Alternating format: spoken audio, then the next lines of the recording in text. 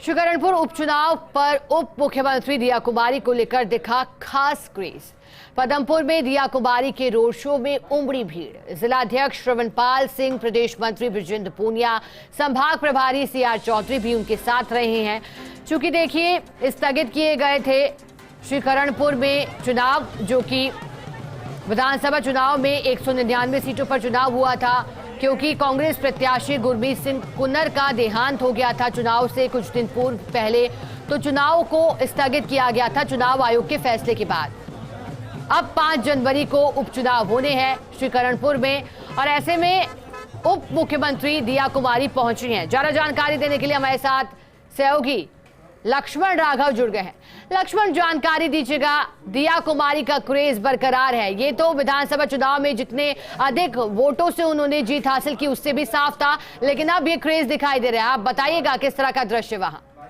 निश्चित तौर पर सिखा, जिस तरह से कर्णपुर उपचुनाव को लेकर भाजपा एकदम एक्टिव मोड पर है और हर हाल में चाहती है कि इलेक्शन जीते, उसको मद्देनजर संगठन महामंत्री चंद्रशेखर के बाद से ही जिस तरह से प्लानिंग हुई, और आज आप देख पा रहे हो कि तस्वीरों में बहुत छोटी जगह है पदमपुर, लेकिन जिस तरह से उप मुख्यमंत्री दिया कुमारी का क्रेज दिखा और जिस तरह से लोग उमड़े हैं, तो स्वाभाविक तौर पर ये कहा जा सकता है कि जन अपेक्षाएं भी उतनी होंगी। ऐसे में ये प्रयास तो रहेगा ही कि जो लोग जिस तरह से आए हैं वो वोट में तब्दील हो, क्योंकि सरकार है सिखा, आप जानती हैं कि कहीं ना कहीं एक संदेश रहता है कि लोग ये मैसेज देने की कोशिश भी करते हैं कि सरकार के साथ जाए ताकि विकास हो, और इसी बात को भाजपा मुद्दा बनाकर भुना रही है।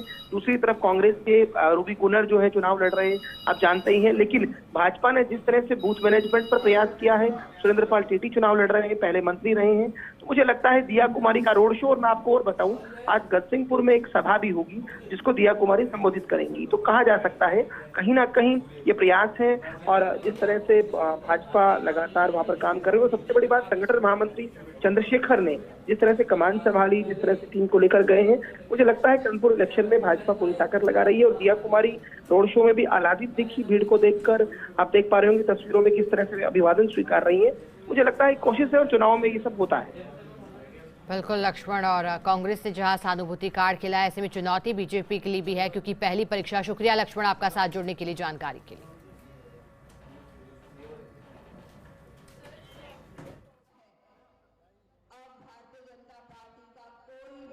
भारतीय जनता पार्टी की सरकार आने के बाद आप लोगों के साथ न्याय होगा। हर जिले में महिला थाना खुलेगा, महिलाओं की सुनवाई होगी।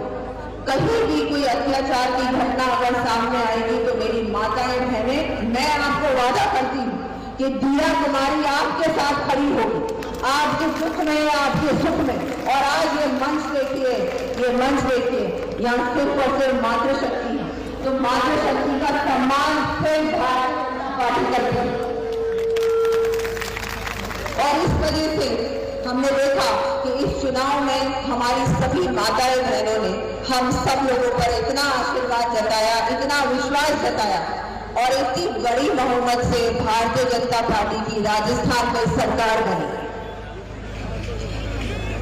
मैं ये भी कहना चाहूंगी कि हमारी माताएं बहनें, विशेषकर इस क्षेत्र की माताएं बहनें, आपकी एक क्रिया है कि यहाँ नशे की लत, जो कि मैं तो मानती हूँ, इसमें भी मैं कांग्रेस को ही दोषी मानती हूँ कि उनकी सरकारें बार बार आई, लेकिन उनकी सरकारों ने कुछ नहीं किया। मैं आपको वादा करती हूँ कि भारतीय जनता पार्टी की सरकार पूरी तरह से ये नशा मुक्ति पे पूर्ण रूप से काम करेगी, और हम सब मिलकर हर स्तर पर इस लड़ाई को लड़ेंगे। और मुझे पूरा विश्वास है कि आप लोगों के साथ मिलकर ये नशे की जो बीमारी है ना इस पूरे जिले में, इसको हमेशा हमेशा के लिए जड़ से उखाड़ के फेंकने का काम करेंगे।